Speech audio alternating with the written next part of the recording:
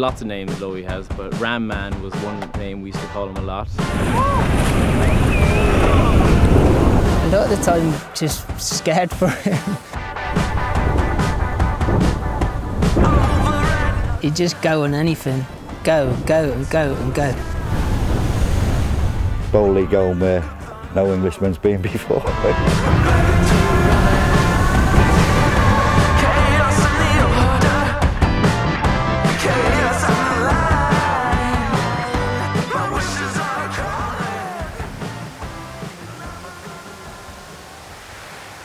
There's been a few summers there you live up here and it's nice, you know, it's little family gatherings. And so I'm showing you in the caravan. Sure. Do you want to see it?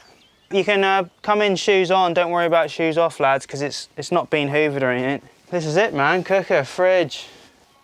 We've got these guys up here, they're from my granddad, who's not with us anymore, Liverpool and Everton. You'll probably meet, oh yeah, there's Cat.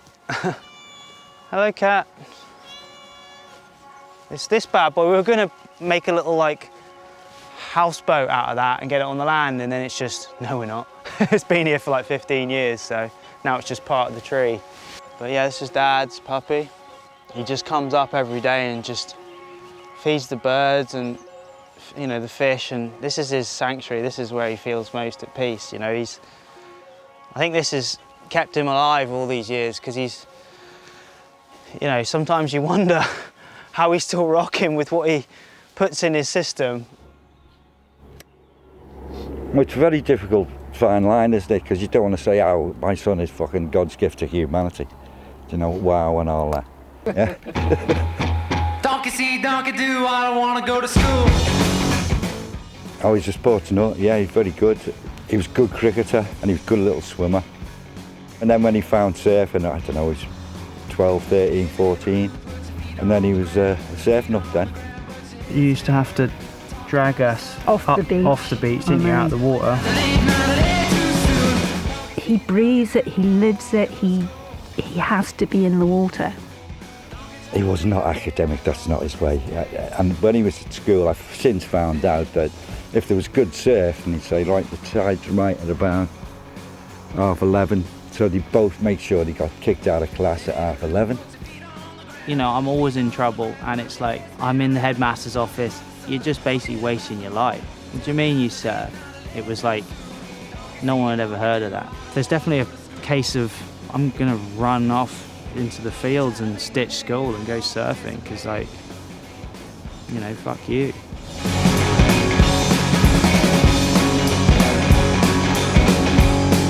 There's no one in St Ives that was getting paid to surf. So it was like, you get a trade because you're not academically that sound, so you're not going uni.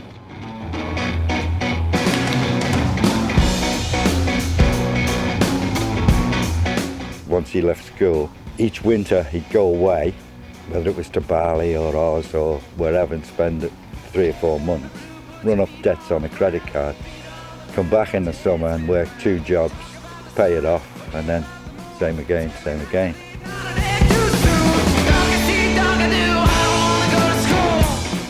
You're always a pommy kook, like, they don't take you seriously. You've got this posh English accent and they just think you just want to have a cup of tea. He did some excellent, really crappy jobs, you know, dishwashing.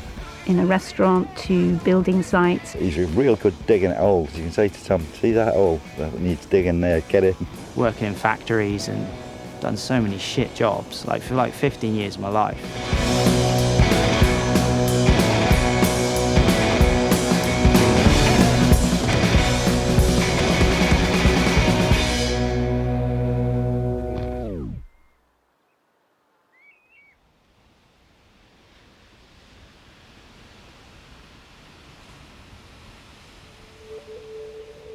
This is pretty much like, I grew up just surfing here, I didn't even go anywhere, barely. You got to be pretty resilient, you know, you got to be keen as fuck and resilient, because all them times, you know, you're down here, you know, it's sleeting, freezing, shittest onshore waves ever, and you're out there for numb, just for some reason, you know you got to put that energy in because something's going to come of it, but it's hard to keep that belief for sure, you know, because it's You know, most people are just going down the pub.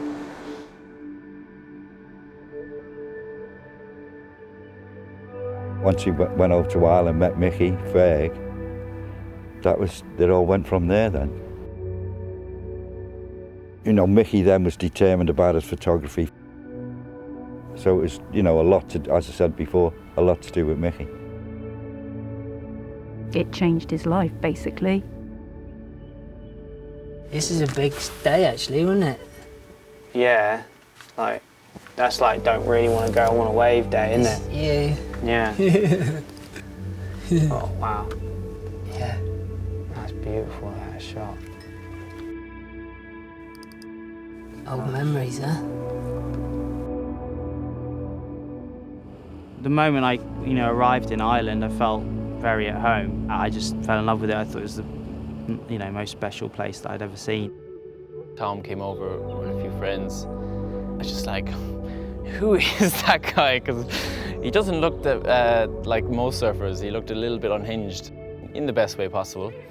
The thing that struck me about him was how he literally had no idea of how good he was in the water, and no like expectation of being a professional surfer, or like, and he had more of like a skateboard mentality, or just going for it like as hard as he could.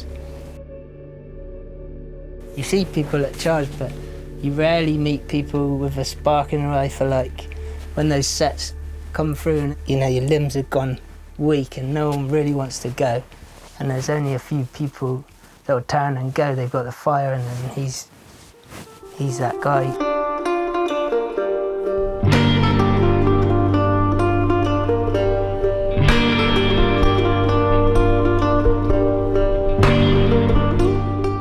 On gnarly days, Tom will just go on a 12 for 1 just for the hell of it. Have the worst beating that would put me out for like 3 weeks, but have 10 of them in a session. You go out to a really scary situation, you're going, oh, I don't know if this is such a good idea, maybe we shouldn't even be here. Before you can even get out the back, Lowe's already taken off, gone over the falls, snapped his board, swam in, got another board, and he's back out again.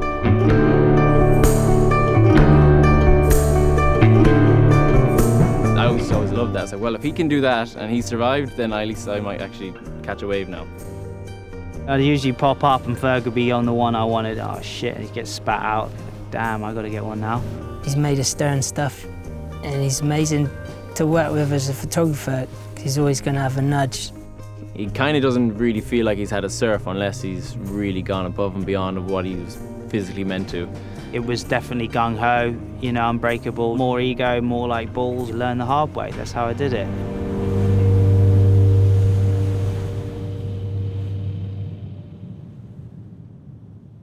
And that's why I love that time, because it's just like raw heart and feeling, and it's a pretty addictive feeling, that's for sure. I didn't want to go back to a normal job. I think Tom just really wanted to make it. He really wanted to ride heavy waves, and he always had a passion for it before I ever met him. Like, anytime he'd surf anywhere, he'd be the guy riding the biggest waves or pushing it the most. And it was Mickey then that kind of tapped into that. Mickey took him to one side and said, you absolutely have to turn professional. I just remember sitting him down and showing him some of the photographs we had of our experiences, and he was just like, what, that's me? And I was just like, yeah, that's you, like, you're ripping. And he's like, nah. Just by Tom being around Mickey, it kind of, it got Tom's raw talent out there, whereas Tom probably wouldn't have done that on his own bat. I mean, instantly when you meet Mick, it's an experience. He's just got a presence about him. He's very unique. I mean, when he's in the ocean, the way he captures it is probably like a good way of telling people how he sees things. But I feel like Mickey tunes into things that you can't really express. Like, that's why he does all that, because he's on a different program. He ain't like us. The specific moment in time when he came into my life, he projected this momentum for me that like instilled that confidence in me. If you can look further than these immediate boundaries and you're given a bit of encouragement by those kind of like loving connections or creative sparks around and doing things because you love doing them, it's a really good place to start with anything.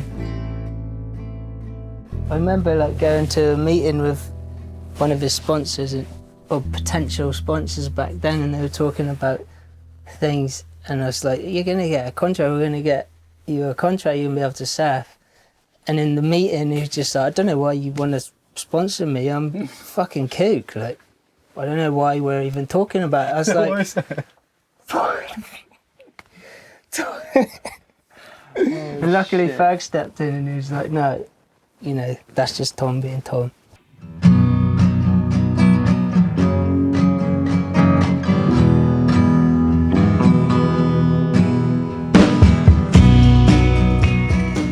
Tom's got self-deprecation. It's definitely from growing up here. You literally weren't given an inch. Stick your neck out the sand, you'd be shot straight back down. The older generation were really hard on us all. There wasn't like someone saying, oh yeah, cool, you know, you keep at it because you're gonna like be a pro. There was no like positive reinforcement. You just are from being this part of the world. Like, I think you're always kind of outside of the surf industry a bit. You're not growing up in it so much. You know, he's from Cornwall, grew up and giving it a go. Like, he doesn't think of himself as in the surf scene. I don't even know if it's like a rebellious side. I guess it's like an underdog thing, you know? You have to like surf twice as hard as everyone else when you're from this side of the world. I'm pretty sure like surfing's been a lifesaver for him on a lot of levels. Someone with that in them, it needs to come out somehow.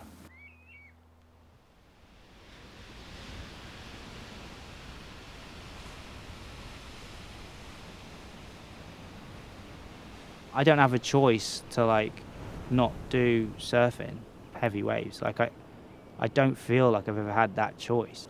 It's like if the waves are big and I see a chart, it's like I've got to go.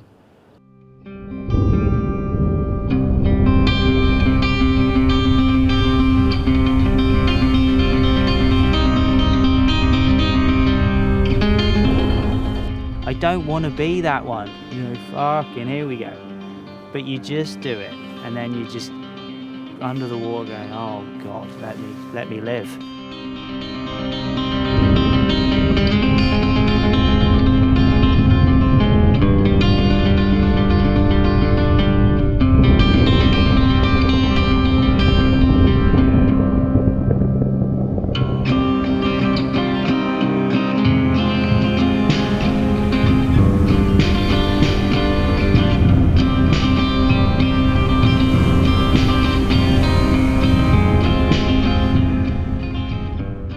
Yeah, I wish I could just chill out, like, because, you know, it's pretty gnarly, like, mind what you go through emotionally, physically, mentally, everything. It takes so much from you, but, like, and I just don't want to end up doing myself in out there. Like, I always thought that was, like, my destiny. It's, in the end, I'm just going to, like, go for gold and I'm just going to probably drown.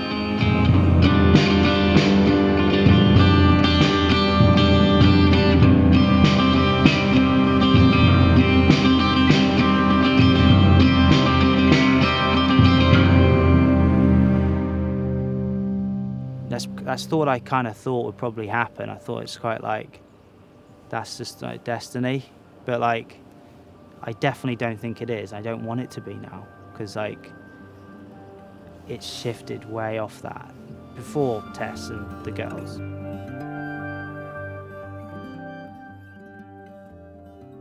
Where he really struck gold is meeting Tess. And obviously, we've been blessed with little Tiger Lily, so that's priceless, isn't it? You know? I just want to be just ultimate, you know, dad. That's the mission, like, and partner. You know, you never feel love like that when you have a little baby. It's crazy.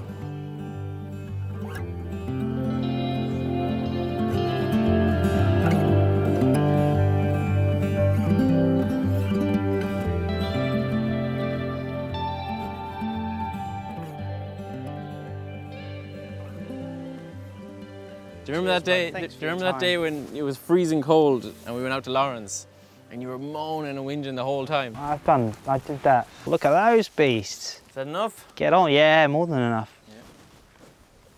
Me and Ferg have followed different paths since our time as a close unit. You know, Tom's still doing it, and how he's got the energy to sustain that is incredible. Like, for me, You know, the odd time me and Mickey would text each other or would say, have you seen what Lowe's been up to lately?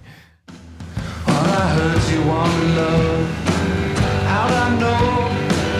I was singing in a tornado for the people flying high, blown from the sound.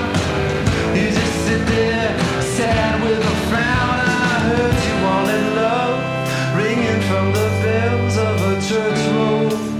Well, the hounds, yes, they know it's a better life. Keeps the day alive, keeps me up all night. I heard you wanted love.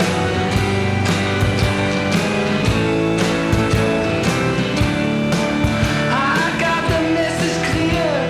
There's only so many times you're going to get hammered until you start recalibrating and going, okay, right, can change you, change your mindset.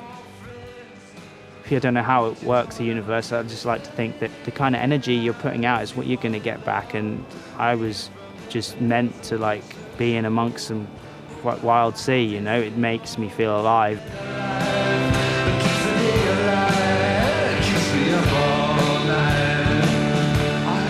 You're out there connecting with nature at its rawest. There's nothing more pure than that.